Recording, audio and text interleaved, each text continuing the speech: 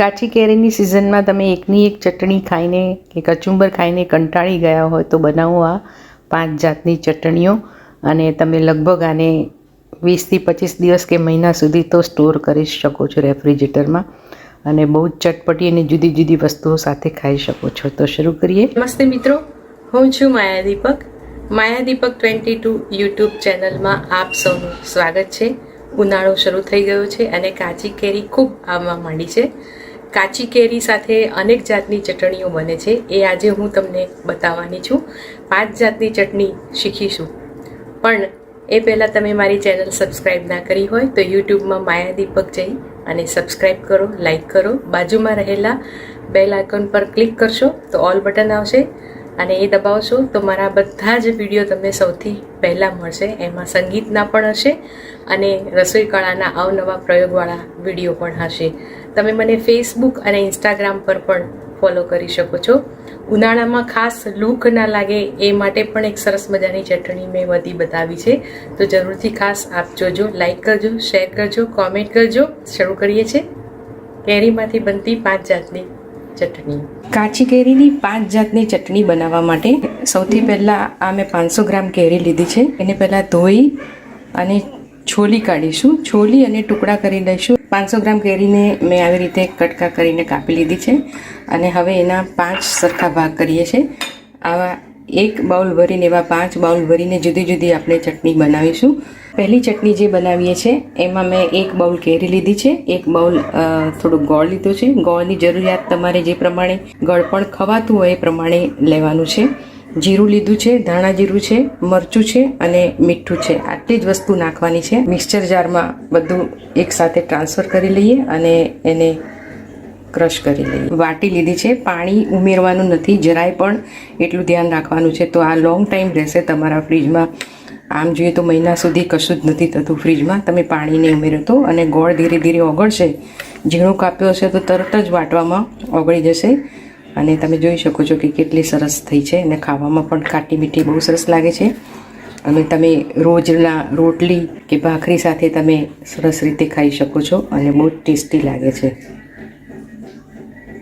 હવે બીજી જે ચટણી કેરીની બનાવીએ છીએ એમાં મેં ફરીથી આ 1 બાઉલ ગોળ લઈ લીધો છે, 1 બાઉલ કેરી છે કાચી, ત્યારબાદ ડુંગળી છે, મરચું છે કાશ્મીરી, જીરું છે અને ધાણા જીરું છે અને મીઠું છે.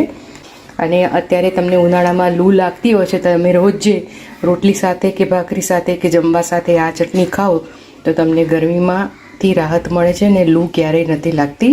અને મિક્સર જાર બાઉલમાં ટ્રાન્સફર કરી અને વાટી લઈએ છીએ. આમાં પણ પાણી નથી નાખવાનું. અહીંયા બીજી ચટણી રેડી થઈ ગઈ છે. તમે જોઈ શકો છો કે બહુ ઓછી ક્વોન્ટિટી લીધી છતાં પણ કેટલી સરસ થઈ છે. અને આમાં પણ ગોળ ઓગળી જાય છે. જીરું નાખીને સમારીને નાખીએ તો સરસ રીતે ઓગળી જાય છે અને એકદમ સરસ થાય છે. રોટલી ભાખરી બધા સાથે પણ ખાઈ શકો છો. મેં એને ખાખરા ઉપર આમ લગાવી દીધી છે અને જ્યારે પણ ભૂખ લાગે ત્યારે આ ચટણી હોય તો તમે લગાવીને ફટાફટ ખાઈ શકો છો અને લૂક પણ નથી લાગતી. આ ચટણી પણ આમ જોવા જઈએ તો ફ્રીજમાં 1 મહિનાથી પણ વધારે સમય રહેતી હોય છે, કારણ કે પાણી નથી નાખતા આપણે અને ગોળ અને મીઠું પ્રિઝર્વેટિવનું કામ કરે છે, એટલે જરાય બગડતી નથી. ત્રીજા પ્રકારની ચટણી છે. એમાં મેં ફરીથી 1 બાઉલ ગોળ, 1 બાઉલ કેરી, સૂકું લસણ છે, થોડીક ડુંગળી છે, જીરું છે, સંચળ પાવડર છે, આમાં આપણે મીઠાનો ઉપયોગ નથી કરતા, ધાણા જીરું પાવડર છે અને લાલ મરચું છે. આને ફરીથી મિક્સર જારમાં આપણે ટ્રાન્સફર કરી નાખીએ અને વાટી લઈએ. આમાં પણ આપણે પાણી બિલકુલ નાખવાનું નથી. તો આ ત્રીજી પ્રકારની ચટણી રેડી થઈ ગઈ છે, લસણ અને ડુંગળીવાળી. હવે આપણી પાસે ઘરમાં મમરા તો હોય જ છે અને એમાં તમે આ નાખી અને મિક્સ કરીને ખાઓ તો એકદમ ભેળ જેવું લાગે છે અને કશું જ નાખવાની જરૂર નથી હોતી. અને આગળ ચોથી ચટણી શીખીએ છીએ એ પણ તમે આમાં ઉમેરી શકો છો. તો તમે આવી રીતે મિક્સ કરી સેવ, મમરા અને તમે તમારી ભૂખ સંતોષી શકો છો. ચોથી ચટણી છે એ ગ્રીન બનાવવાની છે. તો એમાં મેં ગોળ થોડુંક જ લીધું છે, ફુદીનાના 4-5 પાન છે, કોથમીર છે ધોયેલી, મરચાં છે લીલા, શિંગદાણા, મીઠું, તલ અને આપણી કાચી કેરી. કેરીમાં ખટાશ હોય છે એટલે આપણે બીજી કોઈ ખટાશ નાખવાની જરૂર નહીં, તો પણ તમને ઓછી લાગે તો થોડુંક લીંબુ પણ નાખી શકો છો. અને આમાં તમને લસણ ભાવતું હોય તો લસણ પણ ઉમેરી શકો છો. ડુંગળી લસણ આમાં નથી ઉમેરતા. તો આને હવે મિક્સર જારમાં લઈ અને ક્રશ કરી લઈએ. તો આ થઈ ગઈ છે. આમાં પણ મેં પાણી નથી નાખ્યું, કારણ કે પાણી નાખવાથી આપણી ચટણીઓ જલ્દી બગડતી હોય છે. તો કોરી જ, કારણ કે ગોળ હોય છે ને મીઠું હોય છે એટલે તરત જ એ વટાઈ જાય છે. અને આ સહેજ ડ્રાય જેવી રાખવાની છે, થોડી થીક જેવી રાખવાની છે. પાણી નથી ઉમેરતા એટલે તમે જોઈ શકો છો. ગાંઠિયા હોય કે પાપડી હોય કે ફાફડા હોય એની સાથે અત્યારે તમે બનાવો તો બહુ જ સરસ લાગે છે. તો આપણે 5મી ચટણી આ કેરીની શીખીએ છીએ. કેરી લીધી છે, કેપ્સિકમ લીધું છે, થોડું ગોળ લીધું છે, ટામેટાં લીધા છે, આવા સૂકા લાલ મરચાં લીધા છે. આપણે લાલ મરચું પાવડર નથી નાખતા અને લીલું મરચું પણ નથી કરવું, કારણ કે કેપ્સિકમમાં તીખાશ નથી હોતી, તો આ ચટણી તીખી લાગે તો સરસ લાગે. મીઠું લીધું છે અને હવે એમાં એક સરસ મજાનું બીજું ઇન્ગ્રીડિયન્ટ્સ ઉમેરી દઈએ.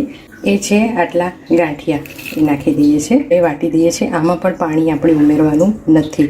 5મી ચટણી રેડી થઈ ગઈ છે. તમે જોઈ શકો છો કે બહુ સરસ થાય છે. અને આને તમે ભજીયા સાથે ખાઓ તો બહુ સરસ લાગે છે. એમનેમ પણ આ તો રૂટીનમાં બધી ચટણીઓ ગમે તેની સાથે તમને ફાવે એની સાથે ખાઈ શકો છો. રેસીપી ગમી હોય તો મારી channel like, share, subscribe, follow કરજો. કોમેન્ટ કરશો તો ખૂબ ગમશે અને લોકો સાથે વહેંચજો. Thank you for watching. ફરી મળીશું રેસીપીના એક સરસ મજાના નવા પ્રયોગ સાથે. Enjoy, take care, bye by.